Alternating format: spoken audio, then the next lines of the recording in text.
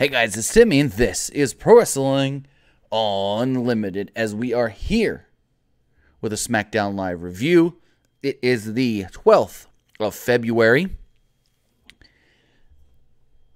Tonight's Smackdown Live was in, I want to say, Toledo. That's right, it was in Toledo, Ohio. With that, Smackdown Live was actually a pretty good show, all things considered, tonight. The Gauntlet match was really, really good. Kofi Kingston basically ran the whole match almost. So, I guess Kofi... So, if you guys are unaware, Mustafa Ali is out of the, Elimination Chamber match on Sunday. Mustafa Ali has suffered multiple injuries over the last couple of weeks, and that is why he has been pulled from said match. So, I want to say around January, early January, he was dealing with a tailbone issue. The tailbone issue cleared up, and then when he was thrown out of the Rumble by Nia Jax, it was actually injured again. The tailbone was, I don't know if it was fully injured again or whatnot, but it was hurt again. So he was said to be okay from that. He was going to work through it, and then last week, Ali got kicked in the face by accident, kind of his fault, by Randy Orton, when Randy Orton was doing his normal Garvin stomp, and he sat up for some reason in the middle of the move, and Orton accidentally kicked him in the face, and if you saw the picture, his eye was completely swollen shut. Ali was fine, good enough to work the weekend shows, and on Sunday, he reportedly suffered a concussion. Not a serious concussion, but a minor concussion that will keep him out of the Elimination Chamber. So tonight, going into SmackDown, they said one member of the New Day will be taking his place. And the New Day had to make that decision. And going into the Gauntlet match, we did learn that it will be Kofi Kingston taking the spot of Mustafa Ali at the Elimination Chamber. I think Kofi being in that match is going to be pretty good. It will be very interesting to see how Kofi does in that match, in that position. I know a lot of people are upset saying it should have been Mustafa Ali. They should have left him in the match. You can't leave a guy in the match if he's got a concussion and he can't pass the, I guess you can call it, the impact testing to get cleared off a concussion. Because if you have a concussion and then suffer another concussion while you're still suffering from concussion symptoms, that's not good. That's not good at all. Bernie Mac in the chat says, do you think all of Kofi's performance was meant for Ali? If so, would have done wonders for him? I don't know. I can't say. I don't know if they just literally booked the match the way they were going to book it with Ali and just shuffled Kofi in there or not. They've known since early yesterday that it was basically a lock that Ali was not going to be in this match. So I assume that when they were planning out this match yesterday and today, they knew already that it was going to be Kofi in that match and not Mustafa Ali. So I honestly, it could be,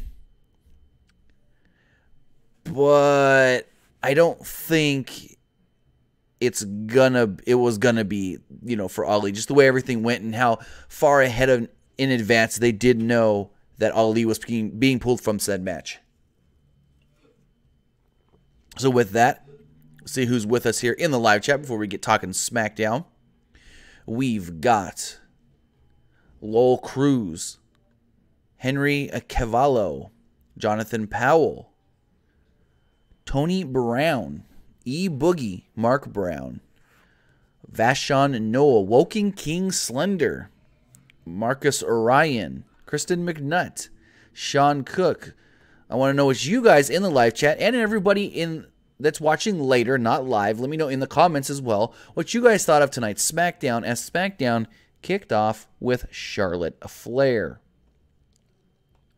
So technically, it actually kicked off with an opening graphic for the passing of Pedro Morales. Then they did a recap of everything that happened last night in the main event segment of Monday Night Raw. And then Charlotte Flair made her way down to the ring to a massive amount of boos.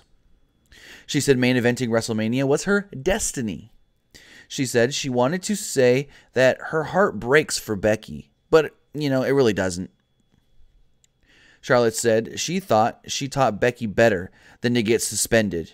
She called herself the backbone and the franchise of the women's division, and I think Charlotte did a better job in this promo than she usually does on the mic, especially her heel work. This was really, really, really good.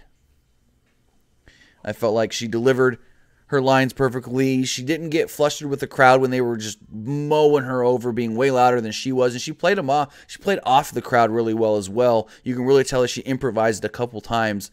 Like, I don't want to say pandering to the crowd because that's what a babyface does, but she's kind of like, playing the crowd's chants that were supposed to be against her. She actually made them work for her. That was a really good positive. She said Mr. McMahon didn't choose her because she was his favorite, but because she is the best in the world. She says she's the future Hall of Famer, and Becky is just a flash in the pan. Charlotte promised that at WrestleMania it was going to be like every other pay-per-view where she was the top star. The fans would stand up and chant for her and say that her match was awesome, chanting, "This is awesome." She then dedicated the main event victory that she will supposedly have against Ronda Rousey to Becky Lynch. The fans then chanted, "You suck." Charlotte then did the what treatment to the fans. She then said she was going to be in the front row this Sunday at Elimination Chamber, not to get involved in Ronda's match against Ruby Riott, but to scout Ronda Rousey. Which, I don't know how much scouting she needs to do. She's already faced her at Survivor Series, so it's not like she hasn't been in the ring with her before. I thought, all things considered, though, as far as Charlotte goes, this is probably one of her best promos that she's done in a very long time. So going forward, we did get a 6-woman tag team match. It was a triple threat. Carmella and Naomi versus Mandy Rose, Sonya Deville, and the Iconics. The loser, the team that got pinned, actually has to start first in this Sunday's Elimination Chamber. All the teams cut promos before the match. Peyton Royce tagged in pretty quickly, and her and Mandy Rose went at it for Carmella. Started the match as well. Rose tagged in Deville, but it didn't really work in her favor as Carmella and Naomi hit a double team suplex on Sonya Deville. Sonya drove Naomi back into her corner with her shoulders. Naomi then got thrown over the top rope, almost fell off the apron, but caught herself and kicked Deville. Naomi hit a flying split leg drop and got a near fall. Carmella then tagged in, and she dodged some of Sonya's attacks before hitting a flying head scissors and tagged in Naomi mid-move. It's a really good sequence of moves here by Naomi and Carmella, working pretty good together. Commentary kept stating how they've never been a team before. They got the least amount of experience as a team, and that's going to work against them. But honestly, I felt like it actually helped them a little bit tonight as far as them never teaming together. So they just tried everything they could, and it worked out for the most part. Actually, no. It really worked out because they did get the victory here. In the end, Carmella cleared the ring before Naomi hit a split-legged moonsault on Mandy Rose for the pinfall. So that means Mandy Rose and Sonya Deville, along with Bayley and Sasha Banks, will be starting first in the Elimination Chamber this Sunday. The Iconics came in afterwards and took out Carmella and Naomi, leaving both women laying. Mustafa Ali then cut a promo saying that, the last couple of weeks have not been too favorable for him. He's gotten hurt a couple of times and, things happen. He said this is not the end. This is just a stopgap, basically. This is a bump in the road and he will come back. The Miz and Shane McMahon then came out for McMiz TV. Miz said that his teamwork with Shane is why they're the best in the world and the best tag team and the tag team champions of SmackDown Live. Miz announced that Shane was going to be a guest on NCIS. Shane said, "What did I say?" Miz goes, "You said to only tell family." Everybody's family. This Miz being super babyface here. They then welcomed their opponents for the Elimination Chamber, the Usos. Usos would come out, and the two teams went back and forth. The Usos said the Miz and Shane were just trying to be like the Usos. Shane said they weren't trying to be the Usos because they're the best tag team in the world. Jimmy and Jay said that they knew each other better than anybody knows anybody. They listened several times. They listed several things that the other likes, and then the Miz and this was dumb. So they did a thing where one Uso was like, "What's my favorite color?" And the Uso goes, "Blue." "What's my favorite, food?" this. What's my favorite? That. And then Miz goes, we can do that too. So Miz would be like, Shane, what's my favorite color? And they do whisper, it's blue. Blue. Shane, what's my favorite food? It's quiche. It's quiche. And he goes, Maurice makes a good quiche. And one of the Usos goes, we ain't talking about Maurice. We're talking about our match this Sunday in the tag team championships. So that was pretty funny. Good. I mean, it was a normal comedy segment with the Miz and Miz TV and stuff. Nothing, I want to say, oh, what's the word I'm looking for? Nothing to go back and see if you missed it. There's a good number of that actually on this show, since there was only 2 really actual matches on the show. But basically, this put over the tag team title match of this Sunday. Miz and Shane got a massive pop when they yelled, Holy Toledo. And then it got a little personal as the Miz asked them about Mandy Rose. Because he said, one Uso said, we're not here to talk about Maurice and her quiche. And Miz goes, well, can we talk about Mandy Rose? And they got mad, and it ended with the Usos super kicking both Shane and Miz.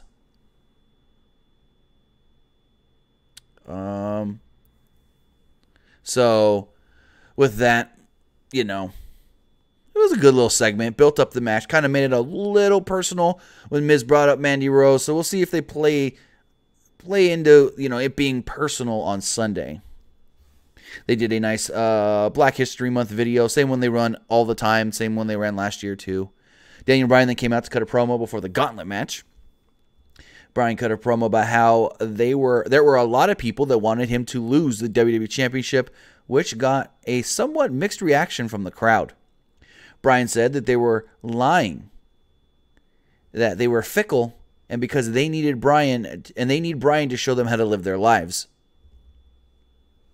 Bryan said that he doesn't want to be in the Elimination Chamber because it's painful, horrible, and career-shortening, but he's going to do everything he can. He will sacrifice to lead the people.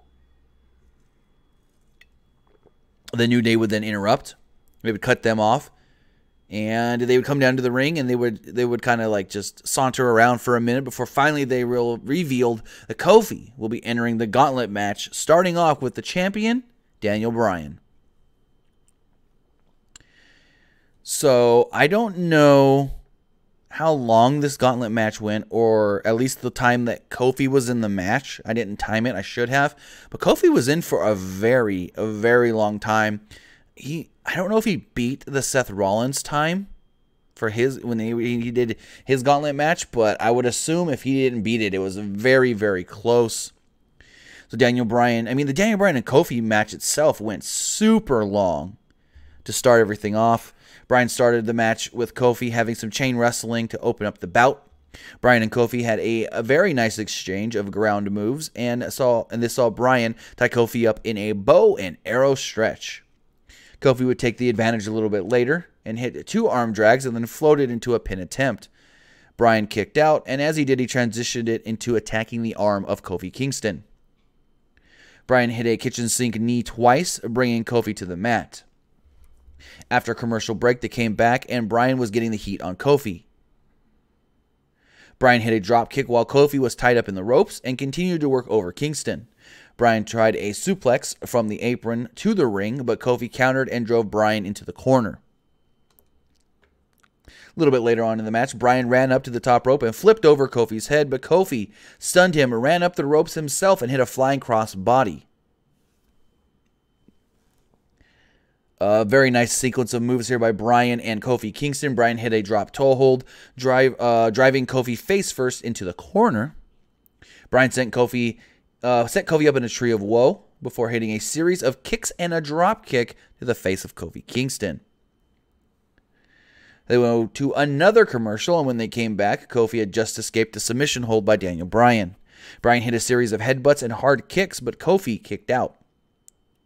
Kingston hit a Hurricane Rana, but Bryan rolled through, and both men started to exchange pin attempts. Bryan managed to take Kofi down and locked him in the label lock, but Kofi refused to tap and made it to the bottom rope. Bryan then hit a knee off the apron to Kofi. A little bit later in the match, Bryan sent Kofi into the corner. Kofi kicked Bryan, though. Rowan grabbed Kofi and threw him into the timekeeper's area. The ref then threw Rowan out. This was already after the New Day got thrown out. He threw Rowan out, Bryan went for his running knee on Kofi. Kofi countered it and hit the Trouble in Paradise, pinning the champion Daniel Bryan, advancing in the Gauntlet match here tonight. The next up in the Gauntlet match to face Kofi Kingston would be the charismatic enigma, Jeff Hardy. So Jeff and Kofi were out here for not too long. They exchanged back and forth here early on before Kofi went for a dive off the steps, but crashed and burned into the barricade. Hardy hit a corner kick and went for a swanton back in the ring. Hardy hit his low blow drop kick and had no idea what he was allowed to use, but Kofi countered it into a pinfall. I don't know what he was trying to do here. Kofi countered it into a pin, and Jeff kicked out. Kofi dodged a corner drop kick by Jeff Hardy and climbed to the top rope. Hardy tried to knock him off of the top rope, but Kofi pushed him off the ropes and hit a flying crossbody. Hardy rolled through and tried to pin him, but Kofi kicked out. Kofi would get to his feet, hit the SOS, and pin Jeff Hardy. Next up to face Kofi Kingston in the Gauntlet match would be Samoa Joe. So they go to a commercial break really quick here, and when they come back, Joe was just murdering Kofi in the ring. Kofi tried to make a comeback, but Joe hit an enziguri and it dropped Kofi. Joe gave Kofi a look like he was just gonna beat him to death. He locked him in an abdominal stretch and then hit a killer clothesline that turned Kofi inside out. Joe worked over Kofi with strikes and submissions for a little while before Kofi tried to fight back with some elbows. Kofi sent Joe to the floor and hit a massive flying crossbody that almost saw both men just get knocked out. This was just nuts. Joe and Kofi both made it into the ring in time while the referee was counting, and Joe killed Kofi again with another clothesline that seemed to almost knock him out. Joe kept working over Kofi here. Kofi then would hit a rolling kick to get out of a pinning attempt. An almost pinning attempt. A little bit later on in this little bout, there was one part where Joe was just, I guess you could say, it's twisting at the head of Kofi Kingston. And Corey Graves goes, twist his skull off of his head. I'm like, calm down there, Graves. Calm down a little bit. So Kofi fought back here from his skull being twisted and hit a dropkick on Joe. He went for a diving clothesline, but Joe countered and locked in a rear naked choke. But Kofi ran up the ropes and did his Bret Hart Roddy Piper finish. Kofi pinned Joe, and then Joe killed Kofi with a Uranagi and choked him out on the floor as the refs tried to break it up. AJ Styles would run down and started brawling with Joe before Joe was sent to the back. So then we get AJ Styles versus Kofi Kingston. Styles gave Kofi a chance to get his composure before getting back into the ring, which is nice of him. Styles said that he didn't have to do this. Kofi refused to give and slapped Styles. Styles hit a big forearm and then started taking it to Kofi. Styles hit a backbreaker and kicked and going for a pin. Kofi kicked out. Styles worked over Kofi's knee. And Tom Phillips said that this might be the longest time that anyone has ever spent in one match on Smackdown. This was at 52 minutes. But if you remember, back in like 2004, maybe 2003, 2004, Kurt Angle and Brock Lesnar did have a 60-minute Iron Man match that went to I want to say a draw. So I don't know if Kofi hit the hour mark here, but I know because Phillips said it. I know he at least hit that 52-minute mark. Styles hit a snap suplex, but Kofi kicked out of a pinning attempt. Styles went for another suplex, but Kofi and Styles started to exchange pinfall attempts instead. Styles then really took Kofi down with a nice backbreaker, and Kofi let out a horrifying yell. Kofi at one point managed to beat a 10 count when he was knocked out of the ring. Styles couldn't believe it. Styles hit a flying clothesline in the corner and then went for a Hurricane Rana, but Kofi hung on and hit a giant splash to the back of Styles. At one point, they were both on the apron, and AJ had his back to one corner, to one turnbuckle, and Kofi had his back to another. Kofi went to run at AJ on the apron, and he went to like jump up, and I guess he was going to hit double knees to AJ, pushing AJ with those double knees into the turnbuckle. But AJ would quickly jump back into the ring, and Kofi just crashed and burned right into the turnbuckle. So Kofi would get into the ring and manage to actually hit an SOS, but Styles rolled through into a calf crusher. Kofi would eventually tap out. Kofi's performance in this match was, in my opinion, phenomenal. I don't know. I just blanked right there for a second. Pretty phenomenal.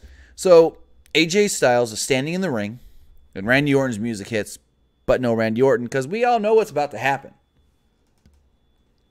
With literally less than 60 seconds left on the show, AJ's standing there looking up the ramp, waiting for the Viper to run down. And then out of nowhere, gets hit with an RKO. Randy pins him, 1, 2, 3, boom, show goes off the air. And that was SmackDown. Randy Orton, now that he won the Gauntlet match, got that advantage of coming into the Gauntlet match last, will now have the advantage of going into the Elimination Chamber last. So, that was SmackDown Live.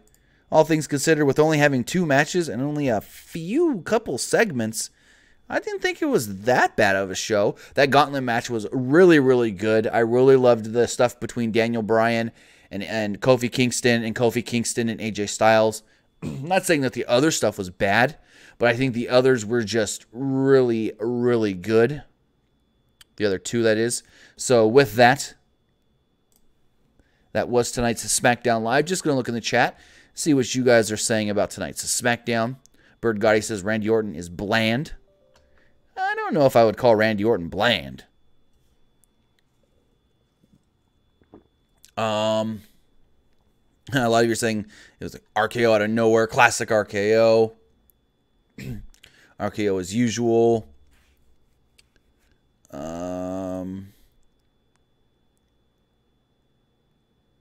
I don't know what that means.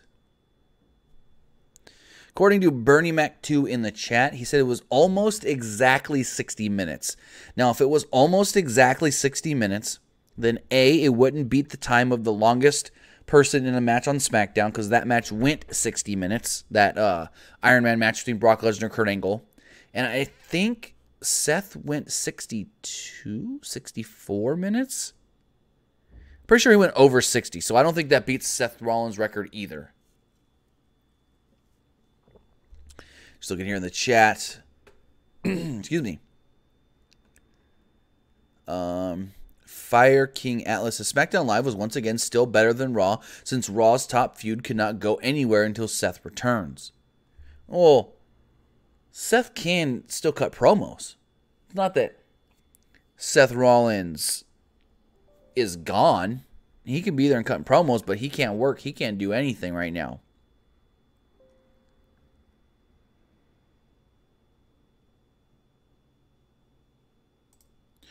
So, I mean, what did you... Okay, I don't know what that means. But yeah, I thought SmackDown was pretty good. For reading from you guys in the chat, most of you, I know not all of you, but most of you in the chat also agreed liking SmackDown. Now here's my question to you guys as we wrap things up here. Did you guys like the fact that they added Kofi Kingston to this match? Or did you think they should have added somebody else? Did you think Kofi was an adequate, I guess you could say, replacement? Or do you think they should add someone like a, not Mustafa Ali. They took Mustafa Ali out. Like a Rey Mysterio or an Andrade or somebody like that instead of adding Kofi? Because, I mean, I did see some people on Twitter like they should add Big E. Big E needs to get that, that Fightful here in the chat saying, do you think Kofi Could have went 2 hours if he used the Blue Chew code FIGHTFUL. Oh my God. But no, like I was saying before I was interrupted there a little bit. I don't want to say interrupted, but no, I felt like, I thought Kofi was the right choice. Kofi, like they said in commentary, he had the experience of being in an Elimination Chamber before, but I believe all the New Day, or at least him and Big E, because they did the tag team Elimination Chamber match before. But again, I did see some people online saying it should have been a Big E if it was going to be anybody from the New Day. Should have put the muscle of the New Day in there. But I think Kofi was the right decision. Also, I think we've got Skype working. So if anybody does want to call in, you can call in at 559-475-8473. We will attempt to take some calls as long as Skype wants to cooperate. Again, 559-475-8473. If you do want to call in to the show and let us know what you thought of tonight's SmackDown. 123 Awesome says Nakamura, you can build him back up. Yeah, they could have added Nakamura. They're not doing anything with him at Elimination Chamber anyways.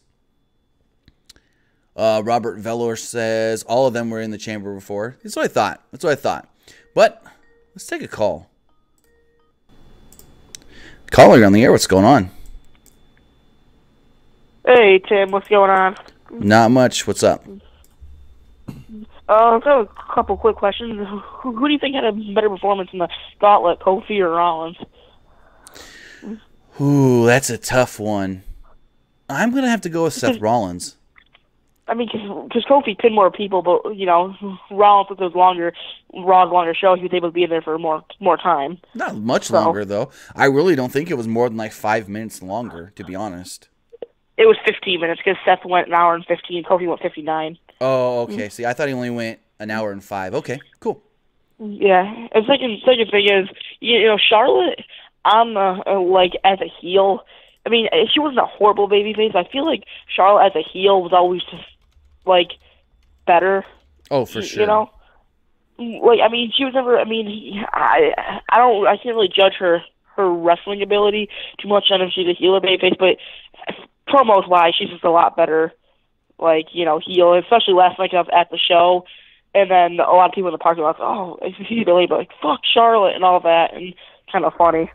Yeah, I do think Charlotte's always been better as a babyface, and I did look it up. Seth Rollins was in the Raw Gauntlet match for 1 hour and 5 minutes.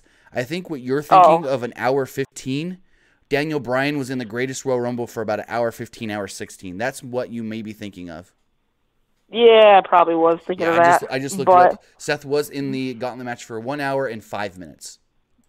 Yeah, but the whole Orton thing coming out of nowhere, with about 8 minutes left in the show, we all knew that was happening. That either Kofi or Styles was going to win, most likely Styles, but that was about a minute left in the show. Honestly, Orton come down. Kofi tapped out, and I forgot that Orton still needed to come out. I was like, oh, well, AJ won. And then Orton's music hit, and I go, oh, wait, there's another person. Because they were so at the end of the show. There was literally less than 90 to 60 seconds left, so I assumed it was over. Yeah, they pushed it. Well, they did it I think they did it well. Orton's not winning on Sunday, so you make him look very strong by just coming out of nowhere and winning this match. Yeah, but I'll say by far my favorite part of the show was the McMiz TV. I don't know why I thought that was kind of funny. I thought it was a little funny. Yeah, but all right, man. Thanks for taking my call. All right, thanks for the call and have a great night. No, I think Shane and Miz together are really good. They have a really good dynamic together as far as comedic timing, which is really good with somebody like a Miz. I'm not saying Miz is nothing more than a comedy guy, which sometimes he is, but for him and Shane to be working together the way they are right now so well, I think it's to their benefit. I don't know how long this tag team is going to last, but in the long run, or at least in the time being, I think it's a good idea. If anybody else does want to call in and give their thoughts on tonight's SmackDown Live, you can do so by calling 559-475-8473, as we do have another call coming in right now. Caller, you're on the air. What's going on? Hey, what's going on? How's it going? Hey, can you hear me? Yeah.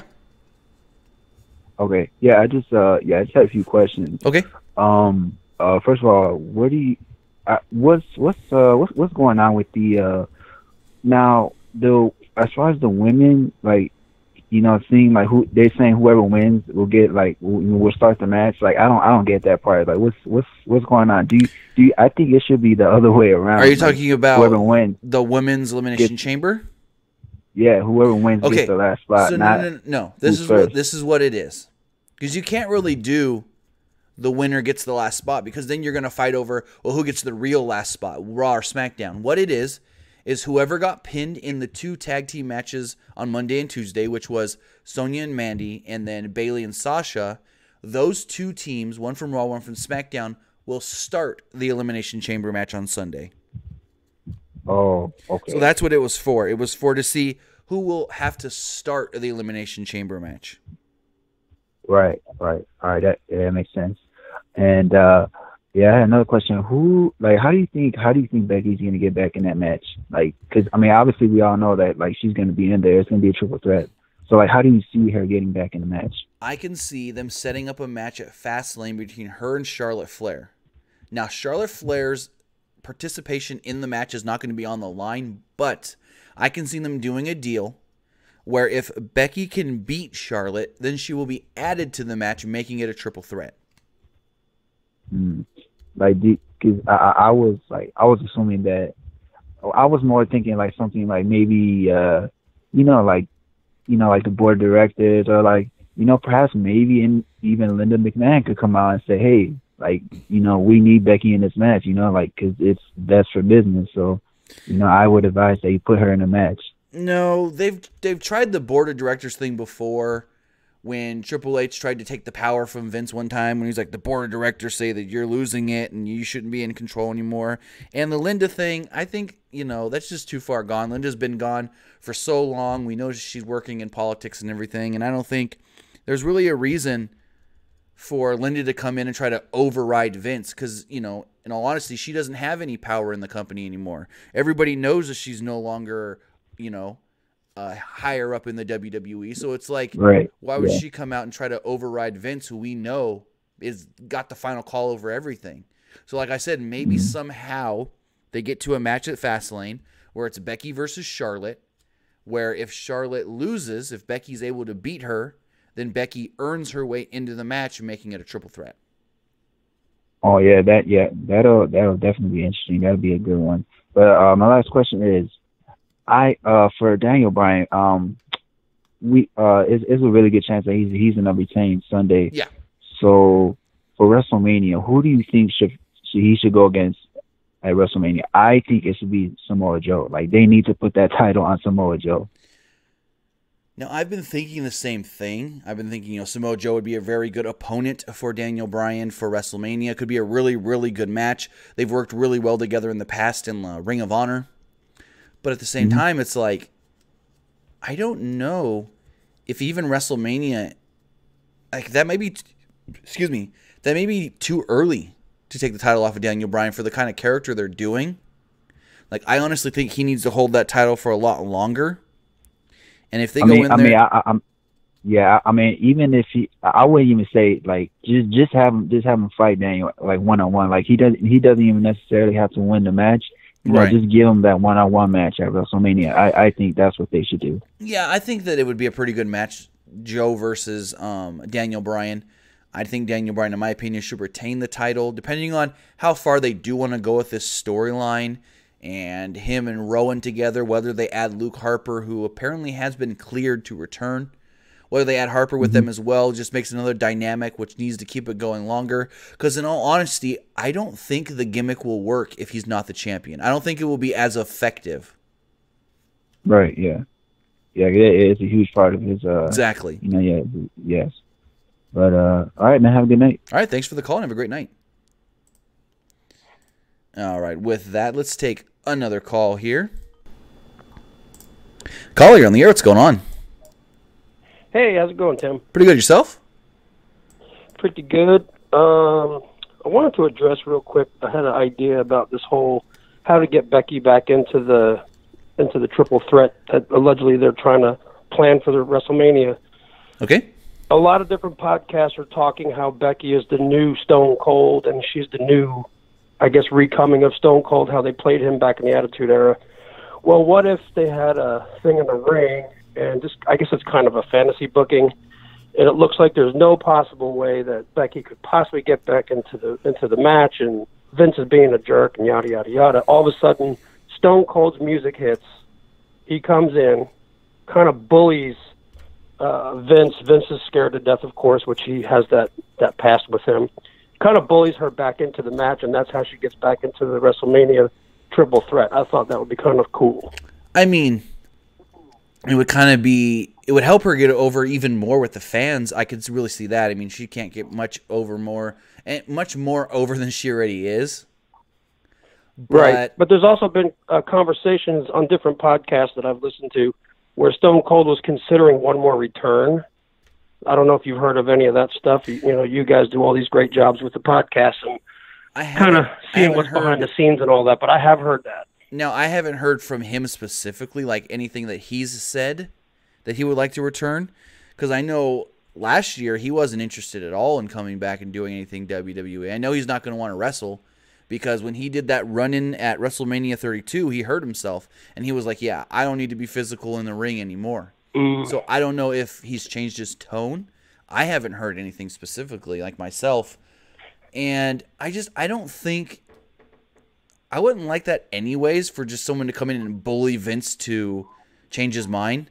Because then it leads to the fact of, well, if Vince ever tries to make a ruling again, like override Stephanie and Vince, the fans are not even going to believe it because, oh, well, Stone Cold bullied him to not go with his overruling last time, so why should we even think that this is going to stand this time?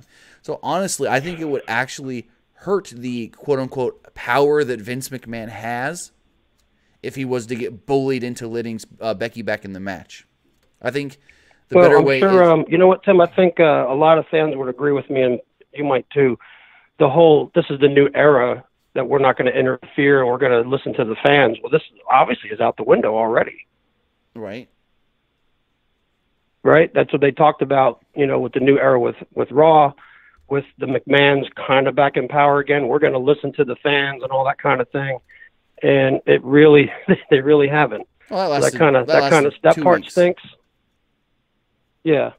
And then the last thing I want to say is, real quick, is why on earth are they using Shane McMahon on TV when there's so many roster guys that are deserving of that time slot? That just doesn't make any sense to me. Like I said earlier, I think him and Miz do have great chemistry, great comedic timing together. And I don't know why they're doing it. I mean, I could honestly see it ending up with Miz turning on Shane and then that being Shane's WrestleMania match, because Vince does think that Shane's a draw for WrestleMania and needs to wrestle every year at WrestleMania. I just feel bad for guys like Rusev. Oh, yeah. Has been absolutely killing it. I've actually run into him. I live in Nashville. Oh, nice. And obviously they live here, and I've run into him at Cracker Barrel, believe it or not. That was kind of cool. And he was very down to earth and really cool. I didn't make a big deal about it, but it was just really cool to have that happen.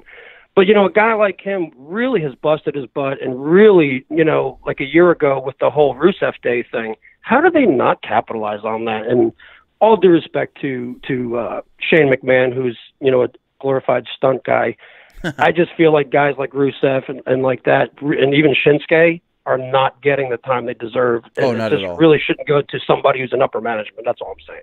No, I don't want to keep you on the phone, but thanks for your time, man. Not a problem. And I fully agree with what you're saying there as far as, Shane shouldn't be given the time that some of the other superstars should be getting, and it's not fair. But at the same time, it's like people don't realize, everyone thinks that Shane's an executive in the company. Shane is basically just a talent. He does not have, he's got influence. Like, if he comes up with an idea and says, hey, let's try this, they're going to probably run with it. But as far as Shane having an actual executive position in WWE, he doesn't. Shane is signed on to a talent agreement just like anybody else. The Miz, Rusev, Nakamura, Sheamus, Cesaro. That's all it is. Unlike Stephanie and Triple H, Shane does not have that second contract that has him as an executive as well. But let's take another call. Caller, you're on the air. What's going on? Hey, man, how you doing? Pretty good yourself?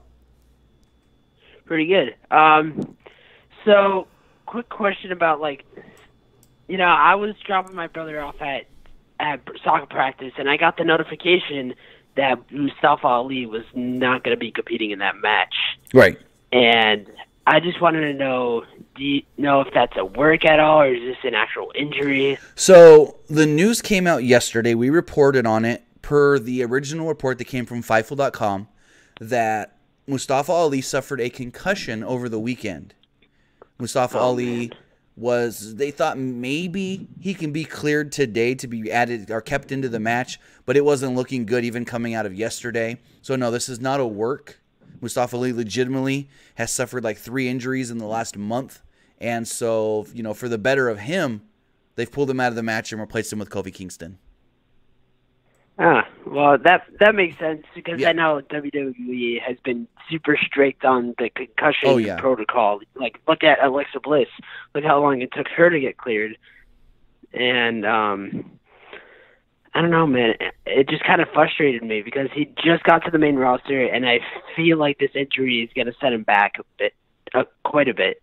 Possibly. I know Vince really likes him. He's said it in a couple interviews that Vince has really actually pulled him aside personally, gave him some advice, told him things that he likes that he's actually doing.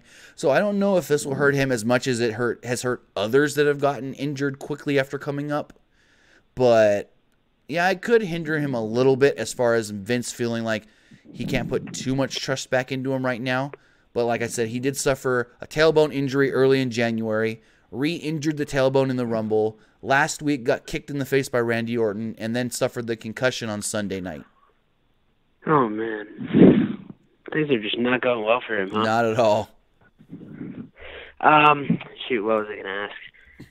I know this doesn't have anything to do with Smackdown in particular, but what do you think about Lars Sullivan and that whole situation going on? Because they started playing those vignettes for him getting called up in November, and I still haven't seen any of him on the main roster. The vignettes were not supposed to start until TLC originally. They were going to start running when they ran all the other vignettes for the guys coming to the main roster. And I think it was the day before or the day of Survivor Series, they showed Vince McMahon the vignette. They're like, hey, this is one of the guys we're considering bringing up to the main roster. Here is a vignette we've created for him as far as hyping up his call-up. What do you think? Vince took one look at Lars Sullivan and goes, start airing those videos tonight. I like this guy's look. And then unfortunately, the stuff that did go down with Lars Sullivan, I don't know exactly what's going on right now, if he is going to finally come to the main roster, if he's just going to leave the company. That's all up in the air and unclear. But Vince McMahon was really, really excited just based off the look that Lars Sullivan had to really use him big. And that's why they did come up with the idea of him versus Cena at Mania. Right, but wait, where did that idea of him leaving the company come from? I haven't heard anything about that at all. Because we haven't heard of anything as far as him even coming to the main roster. Well, no. The whole thing is that he was supposed to, debut when EC3 and Heavy Machinery and all them debuted. And because he hasn't, we don't know what their thinking is right now. I didn't say he's going to leave the company, but Vince was apparently very upset about all that went down with this. And so maybe Vince just thinks that, if this guy can't hack it, we don't need to keep him around and keep paying him if he's not going to be able to do his job. That's just an observation that I've had based off of, the way Vince McMahon has worked in the past. Right, I get you. But, yeah, I don't want to waste any more of your time. I got one more question. Sure. So, as far as EC3 goes, I know he's getting into this feud with Dean Ambrose before Ambrose leaves the company in April and all that stuff. But do you feel like this is a good first feud for him? Because in my personal opinion, I think this is a bad start for him. I think a feud between him and Ambrose, good, if they would let him talk. EC3 is probably one of the better talkers that they have in the entire company. He's like exactly John Cena level good as far as on the mic. But as far as him not being able to talk, that's where it's hindering him, because everyone that didn't watch NXT, that didn't see him in Impact Wrestling, don't know his actual skills on that microphone. Now, if him and Dean Ambrose were able to go back and forth in promos, those would be some of the best promos that we see in WWE right now. But the fact that they're not letting him talk, which is very, very odd, is really hurting him in the long run as far as with the fans, because the fans are just going to think, oh, this is just some mute guy that comes out here and has a match and sometimes wins and sometimes loses, but we don't really know who he is and what kind of a character he is, other than he's a guy that likes to look at himself in the mirror. Right. Yeah, I get what you're saying there. But, like, I was watching, like, Raw for the past 2 weeks, and when he first debuted, it was unexpected. I didn't even expect him to debut on a Moment of Bliss. I don't know if that was advertised. I didn't see it before. But when Dean Ambrose came out after all that, they had the match, and then EC3 won. He didn't really get any reaction, and like he hasn't been on the microphone a lot. I'm like, this is not the same EC3 that we saw in NXT. Here's the reason he didn't get a reaction in that first Ambrose match. It was because they came off of that bad Moment of Bliss segment, and the crowd just wasn't into it because of that Moment of Bliss segment. Right. Yeah, but I don't know where they're going with this whole Moment of Bliss thing. I feel like it could be a good talk show, but it's just ultimately turning into another feud with Nia Jax and all that stuff, because that feud has been going on for the longest time. But yeah, thanks for answering me. No problem. Thanks for the call. Thanks for answering my questions. Yeah, I mean, the Moment of Bliss segment is kind of weird. It was supposed to be like this legitimate talk show kind of thing, and it's really just been a comedy skit every week. I don't know where they're going to go with it. I mean, they like Alexa on the mic, so they want to give her time to speak every week, but it's just like, do we really need another comedy talk show thing? We've already got Miz TV. But with that, let's take one final call. Caller, you're on the air. What's going on? Caller, you're on the air. What's going on? Going once. No. Lost him. Let's try this one. Caller, on the air. What's going on? Hey, Tim. How you doing? Pretty good. Yourself? Good. First of all, I want to apologize. I am another Becky call. Okay. I apologize about that. But my thoughts were Becky Lynch should have been the only one to be on the main stage with Ronda Rousey and not Charlotte Flair. The fans don't care anything about Flair, and she's been handed out with a silver spoon in her mouth thanks to Vince, who was already rich. And like previous callers said, about we are not the authority. And I put this on my podcast that some fans feel like they ought to strike to see Becky Lynch return. They're not going to watch Raw. They're not going to watch Smackdown. And they might not be able to be in Mania until Becky Lynch returns. But I also like the caller that you have a couple of calls before me about Stone Cold bullying McMahon to bring Becky Lynch into the match. But I don't think that she needs to be another version of Stone Cold. Becky Lynch is Becky Lynch. There's only one Stone Cold. Now, here's my question to you. Do you know why Charlotte has been added into this match? Why they need it to be a triple threat? Well, my theory is that Vince probably more loves Charlotte. No. I don't know what it is. It has nothing to do with Vince liking Charlotte more than anybody else. It is for the fact of two things. A, this is going to be the main event of WrestleMania. They are under the assumption that Ronda Rousey will be walking away and taking some time off after WrestleMania. Exactly, to start a family. Right, exactly. Hold on, hear me out. Their thinking is they don't want just one woman from that match to stick around and be able to say, hey, I was in that first women's WrestleMania main event, and then the other person disappeared, because they don't want the fans to think, oh, they're doing a storyline just like when Ronda lost in the UFC. She can't hack it. She ran away. So they want two women from that match to be able to say, hey, we were both in this match. We main evented WrestleMania, the first women to do so. And the other reason Charlotte needs to be in this match is because the lack of experience on the part of Ronda Rousey. Now, we all know that, and I stated this earlier in a video, if you guys haven't seen it, Ronda and Charlotte and Becky are going to work over this match for at least a week, if not longer, move by move. But what if something happens and a move gets botched and then Ronda all of a sudden gets flustered and goes, uh-oh, what's next? We've seen her on Monday Night Raw. When things don't go according to plan, she just stands there and looks at her opponent and like, what do I do? If that were to happen in the main event of WrestleMania, I don't know. Nothing against Becky herself. It could have been even if it was just Ronda and Charlotte. I don't think one woman would be able to save that match alone if something were to happen and Ronda were to get flustered. So they need two good women in that match, hence Becky and Charlotte. So just in case something does happen with Ronda, she gets flustered, they can take her out of the match for a minute. Becky and Charlotte keep the match going smoothly, and then Ronda can jump back in when she gets her composure. That is another big reason why I think they need to have Charlotte in this match with the other two, is because just in case something happens and Ronda kind of gets lost, gets confused, and gets flustered. Okay, well, coming down from my anger, I have another idea for a match. Now, this might not happen, but how about Becky Lynch versus Naomi? What are your thoughts on that? Why? Maybe the both would be good for a match. It may not be a title match, but just for a match in general, for like a mini match.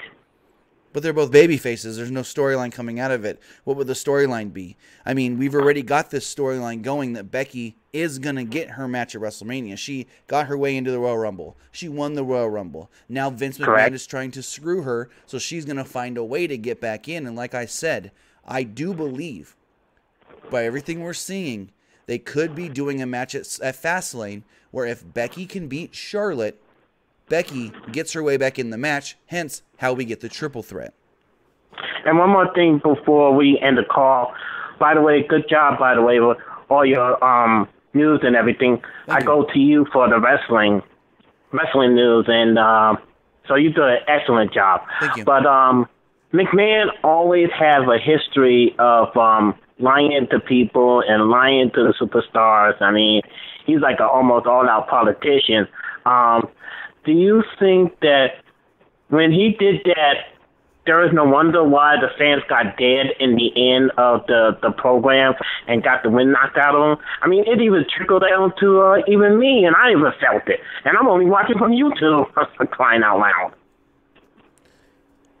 If I understood what you were asking, right? I mean, I understand they wanted it to be like a you didn't see this coming moment last night on Raw. They wanted it to be a, oh, you knew Charlotte was going to get added in because that's what all the dirt sheets and all the YouTube channels and everybody was reporting. We knew Charlotte was going to get added in somehow, but we didn't see it this way where Vince was going to quote-unquote suspend Becky till after WrestleMania. Right, and that was nowhere coming, nowhere. I mean, she was already suspended. She saw the doctor cleared her. They got what they wanted, and now they're suspending her for another 60 days. Are you for real? No, but you got to think of it storyline-wise. They're building up to something that's going to make Becky Lynch the biggest babyface that they've had probably in the last 2 decades. They're building it up to where Becky Lynch is going to defy all the odds, get back in the match at WrestleMania, and then beat both women at WrestleMania to become the new Raw Women's Champion. And I will watch that. I would definitely watch that. I would definitely watch that. And that's what's going to happen. Unless something happens day of, I wholeheartedly believe, from what I've heard, the plan is that Becky will win at WrestleMania. Wow. But this has been a great conversation. You're invited to my podcast as well. Open invitation. You're always welcome to talk wrestling and everything. And you're always welcome in Big D Country. Have a great evening. Have a good day. You too. Bye-bye. And with that, I want to tell everybody thank you for joining us here in the live chat or for watching later on youtube.com. You can follow us, of course, right here on YouTube. You can follow us on Facebook, facebook.com/PW Pro Wrestling ULTD. I always mess that up for some reason. Follow us on Twitter @PW Unlimited. Check us out on patreon.com/PW Unlimited. And check out our website, pwunlimited.net. We will be live tomorrow night at 9 p.m. Pacific, midnight Eastern with the PW Unlimited Wednesday show. Nick should be with me on that show, as the plan going forward is that Nick should be on every Wednesday show. And we will be talking everything that went down within the last week of pro wrestling, everything with Becky and Charlotte and Ronda and WrestleMania, all the AEW news, the new AEW match that was announced tonight, and everything else that we do learn tomorrow in pro wrestling. With that, I want to say thank you guys for joining me here on the live chat. Thank you for everybody watching later on YouTube. Have a great night. We'll see you tomorrow.